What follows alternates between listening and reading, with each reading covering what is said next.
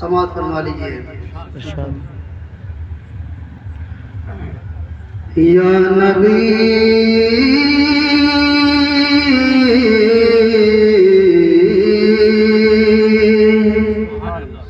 یا نبی یا نبی یا نبی وجود آپ کا حاصل بہار ہو گیا حاصل بہار ہو گیا یا نبی وجود آپ کا حاصل بہار ہو گیا حاصل بہار ہو گیا یا نبی وجود آپ کا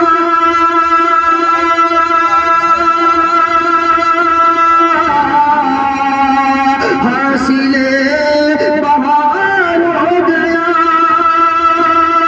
حاصل بہار ہو گیا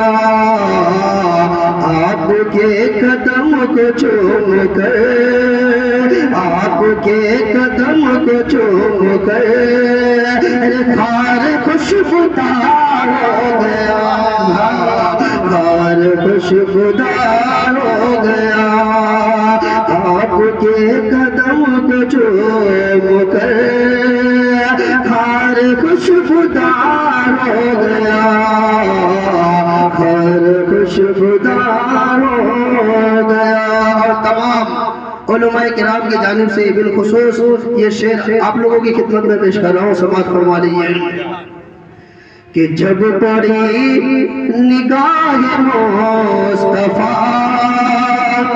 تو تیر دل کے پار ہو گیا تیر دل کے پار ہو گیا جب پڑی نگاہ مصطفیٰ تو تیر دل کے پار ہو گیا تیر دل کے پار ہو گیا جب پڑی نگاہ مصطفیٰ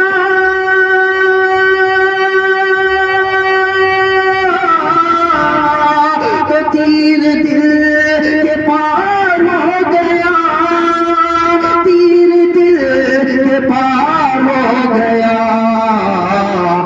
قتل کرنے آئے تھے عمر قتل کرنے آئے تھے عمر مصطفیٰ سے پیار ہو گیا مصطفیٰ سے پیار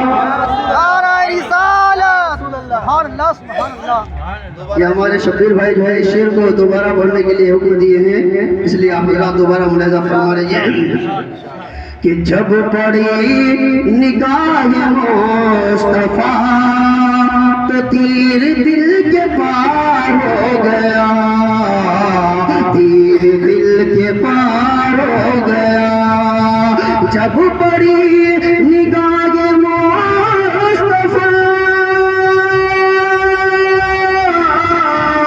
تو تیر دل کے پار ہو گیا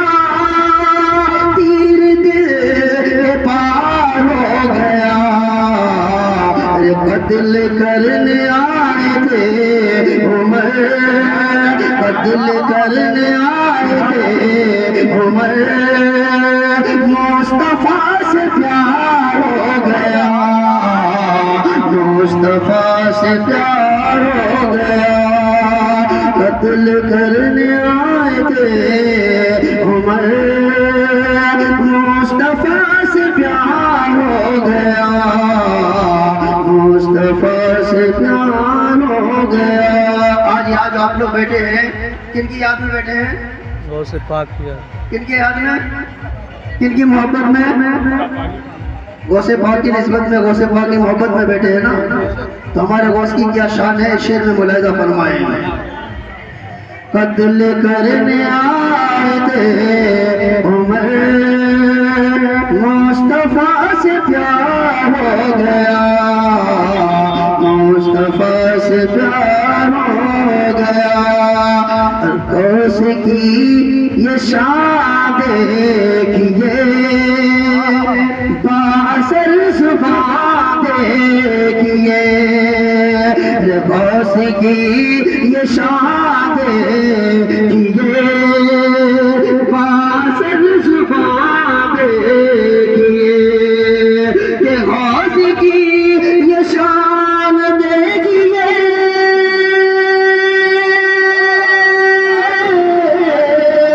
بااثر زبان دیکھیے بااثر زبان دیکھیے اٹھ خدا کے حکم سے کہا اٹھ خدا کے حکم سے کہا تو مردہ جانتا ہو گیا اللہ اکبر غوث الورا مسلک اعلی حضرت علماء اہل سنت نعرہ تکبیر نعرہ رسالت یا رسول اللہ۔ حضرات واقعہ یہ ہے شہر کردستان ہے، شہر کردستان میں ہمارے آقا صلی اللہ علیہ وسلم آئے تب بھی وہاں اسلام نہیں آیا، صحابہ کرام کا زمانہ ختم ہو گیا پھر بھی وہاں اسلام نہیں آیا۔ اب شہر کردستان ہے، حضور غوث پاک تبلیغ کے لیے وہاں جاتے ہیں، جب وہاں جاتے ہیں تو وہاں جتنے بھی پادری تھے وہ سب آ کر کے حضور غوث پاک سے کہتے ہیں تم کون ہو؟ حضور غوث پاک فرماتے ہیں میں محمد رسول اللہ صلی اللہ تعالی علیہ وسلم کا ادنا غلام ہوں۔ وہ لوگ کہتے ہیں ہمیں آپ کے چہرے کو دیکھ کر لگتا ہے کہ آپ محمد مصطفیٰ صلی اللہ علیہ وسلم کے دین کے عالم ہیں۔ حضور غوث پاک فرماتے ہیں تم کو پوچھنا کیا ہے، تم کو جاننا کیا ہے، جو جاننا ہے وہ بتاؤ، جو پوچھنا ہے وہ بتاؤ۔ وہ پادری کہتے ہیں ہم نے سنا ہے تمہارے نبی نے فرمایا ہے کہ امت محمدیہ کے علماء انبیاء کے بنی اسرائیل کے انبیاء کی طرح ہوں گے، بنی اسرائیل کے انبیاء کے طرح ہوں گے۔ تو ہماری نظر میں آپ عالم ہو تو ہمارا ایک سوال ہے کہ آپ بنی اسرائیل کے انبیاء کے طرح ہوئے تو سنو ہمارے انبیاء جتنے بھی تھے عیسیٰ علیہ السلام مردے کو ٹھوکر لگا دیتے تھے، مردہ زندہ ہو جاتا تھا۔ اب تم عیسیٰ علیہ السلام کی طرح ہو، ہماری نظر میں تم عالم دین ہو تو تم بھی کسی مردہ کو زندہ کر کے بتا دو، اب ہم مانے کہ تمہارے مصطفیٰ سچے ہیں، تمہارے مصطفیٰ سچے ہیں۔ دوستو بزرگوں، حضور غوث پاک رضی اللہ تعالیٰ عنہ جتنے بھی کرامتیں دکھائے ہیں نا، جتنے بھی کرامتیں ظاہر کیے ہیں نا، اس لیے کیے ہیں تاکہ دشمن کو اگر دشمن پیارے مصطفیٰ کے اوپر اپنی زبان سے حملہ کرتا یا کسی وجہ سے حملہ کرتا، حضور غوث پاک اپنی کرامت سے اس کو جواب دیتا اور یہ کہتا اے لوگوں جب میں ان کے درگاہ غلام ہوں، جب میرے اندر یہ پاور ہے تو پھر مدینے والے مصطفیٰ کی پاور تکبیر میرے اندر یہ طاقت ہے۔ مسلک اعلی حضرت جشن غوث الورا علماء اہل سنت نعرہ تکبیر نعرہ رسالت۔ جب میرے اندر اتنی طاقت ہے، اتنے پاور ہے تو جب میں یہ غلام ہوں، غلام ہو کر کے اتنے پاور دکھا سکتا ہوں تو پھر مدینے والے مصطفیٰ کے اندر کتنی طاقت ہوگی۔